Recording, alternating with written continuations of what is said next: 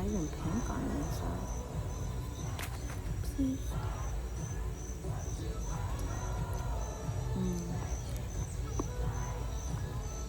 Oh.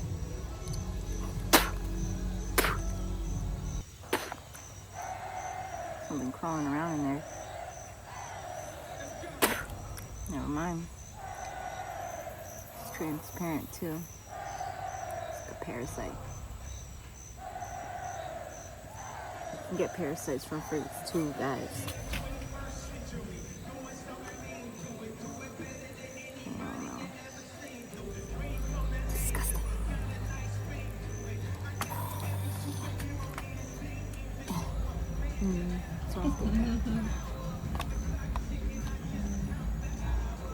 Upon a closer inspection, wow. So we're going from maggot.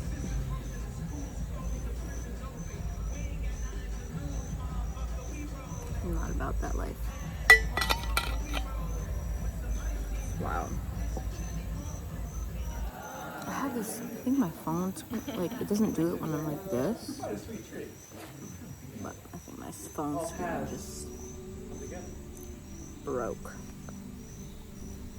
Alright, something that I feel called to share with you all is about self-compassion. It's one of the most essential things that I've learned as of recently, the relatively recent past, is having compassion with yourself and being able to be an active participant in giving yourself, providing yourself with compassion throughout your experience, throughout your daily walk. And that means that you are not allowing the compassion to come to you from other sources, although that is okay. It's okay for you to receive compassion from others or to be inspired towards self-compassion. But the difference between receiving that from others and from external sources versus receiving it from your own self throughout your experience and allowing yourself to give yourself compassion so that you can I don't want to say train, so that you can develop compassion for yourself and so that you can stop blaming yourself for things that are not your fault or blaming others. We have been victims of many injustices in this life. And although I am not one to live in a state of victimhood, when you deny yourself the actuality and the reality of the mistreatment or the injustices that have happened to you in your life, you are preventing yourself from being able to move forward or to grow and develop in a particular way that will serve you and humanity. It's not okay to live in a state of victimhood, but it's also not okay for you to deny yourself the reality of what you've been through and therefore have the ability to transmute those experiences. There's bugs all of me. And to alchemize those things, in a sense, from within. So, if we want to end perpetual loops of destructive behavior, whether those things manifest externally or internally, we have to be able to acknowledge what has happened to us. We have to be able to accept it. We have to be able to allow that to be the part of our lives that has shaped us into something that you inevitably respect, something that you inevitably have utilized to realize your passion, realize your purpose, right? Because often what we go through and grow through births an awareness of our passion or an ability to help others through those things in a way where they don't have to go through such an intense or destructive or hurtful version of that particular trauma or negative experience. So that ability is valuable. That ability is something to honor, but we must acknowledge the fact that we have been victim to certain things in this life, and that's okay. It's not okay in the sense that, oh yeah, like, but it's okay to acknowledge yourself in that respect. And it's necessary to be able to acknowledge yourself in that respect. You acknowledge yourself in that respect.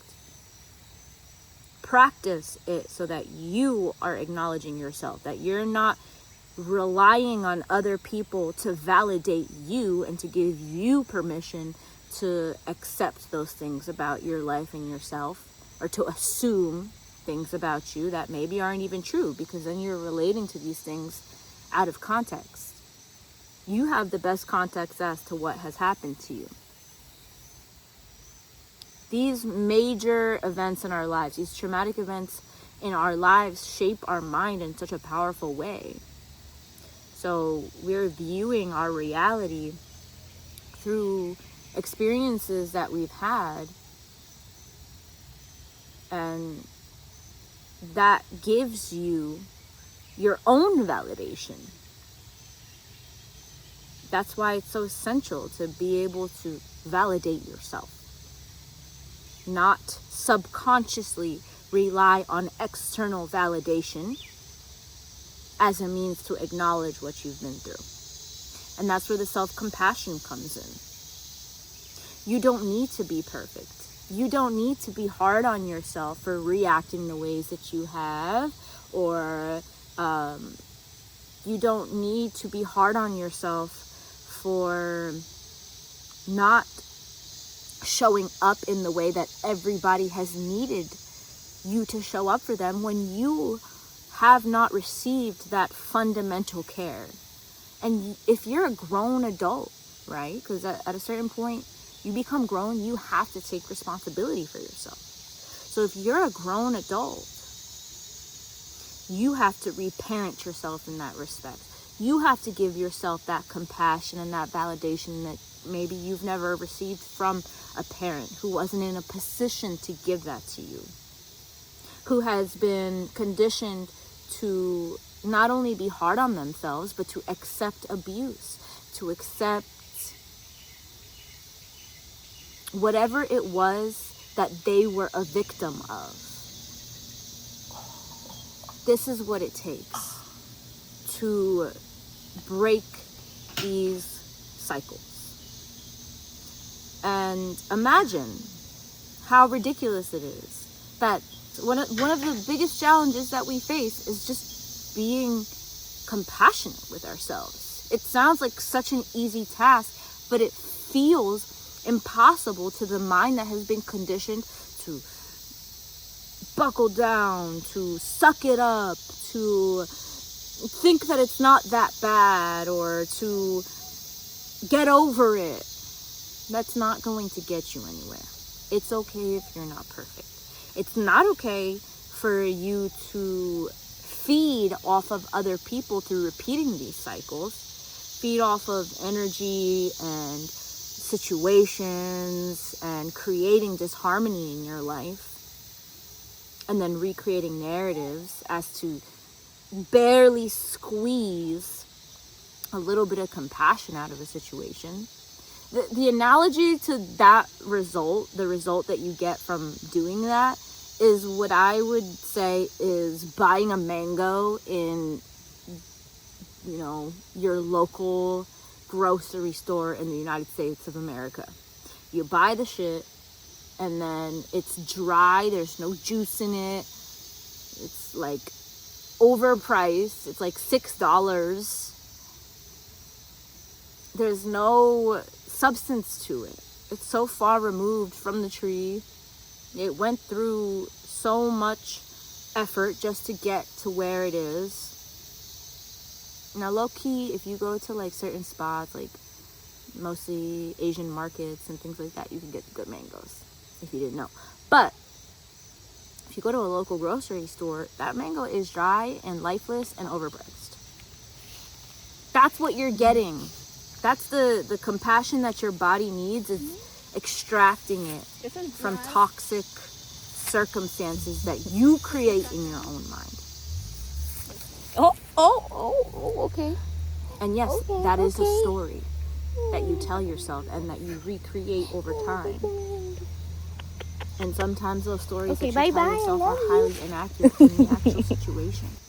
But what I'm speaking about right now is the reality of the fact that you were a victim to something that has trained you to lack compassion for yourself. And that lack of compassion creates an immense disconnect from you and what you are required to do in order to align to what you see for yourself in your mind's eye, in your vision.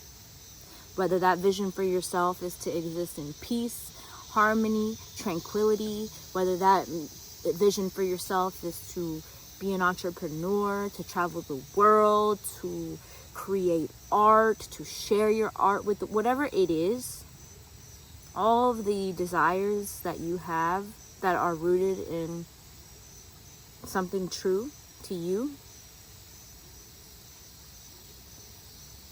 a lack of self-compassion will keep you from doing what is required. That's where self-sabotage comes in. Or maybe you force things in a way that hurts other people.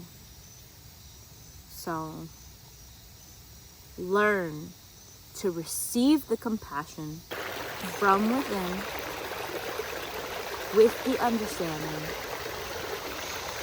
that receiving it through other means is not going to give you the same result. And if you are to redirect yourself, your mind, your narrative, your tendency to be mean to yourself, to be hard on yourself, back to the compassion that you owe yourself, that nobody owes you, because nobody knows the reality of, in its entirety, of the ways in which you've been a victim to the ways of the world. The best that we can do is try to understand. The best that we can do is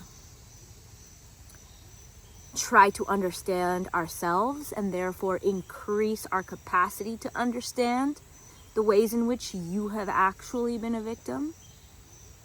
But nobody is going to be able to give it to you other than yourself. This is where our self-compassion expands our heart space, expands our auric field, and expands our ability to harmonize with our environment, to harmonize with the people in our environment. So I very much appreciate you for being here. Join my community. Link is in the description. I'm going to keep having that space available to you. Just introduce yourself and I'll be tapping into it as we move forward. I am not operating in a force-based way. I'm operating in flow, and life is flowing abundantly. Waters are flowing, rivers are flowing, trees are planted, sprouting, dying, falling, regenerating, and life is beautiful. And so I truly feel as though everything in my experience is not to be forced and it's to be flowing. So go in that community, comment in a way that makes sense for you, in a way that allows me to know that you want to participate. And I am 100% here for you. I love to be here. I love to share my heart with you guys. I love to share my mind with you guys. And I'm doing so with the intention for you to go back inwards. with everything in mind, with everything considered. Not just like, oh, let me live in La La Land where everything is perfect. No. There is a real world percolating with nonsensical bullshit. And we are actively recreating that necessarily. And I don't know if you guys have ever heard of Paul Rosalie, but I think you guys who are about this life, like this life that I'm displaying to you all, you guys should look into Paul Rosalie. He's a part of a team called the Jungle Keepers. And I don't know how that relates to my personal existence, but all I know is that it's in alignment with what I feel in my heart. He's actually helping the rainforest by communicating to people who are destroying it in real time and changing their minds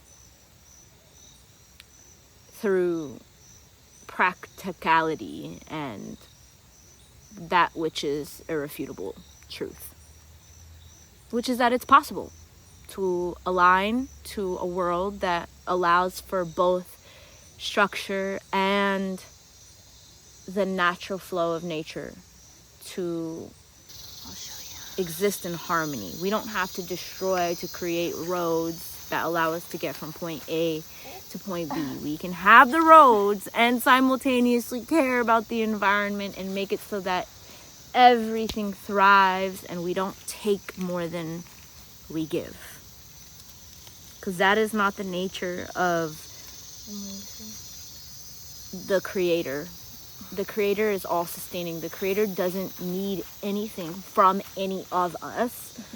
And no matter what we take from the environment, it gives it back tenfold, despite the fact that we completely destroy it. Like somehow it continues to thrive and be alive in the way that it is. And it's just like, okay.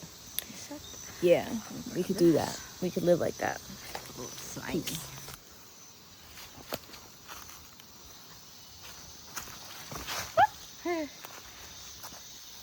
Mira. Bananas. These are all banana trees, actually. This one's so pretty. I think, is this guava too? I don't know. Look how pretty it is, though.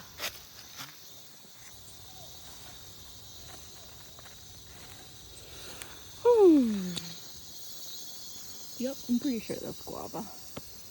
I could probably climb this, and it could probably hold me, even though the stick is kind of smooth.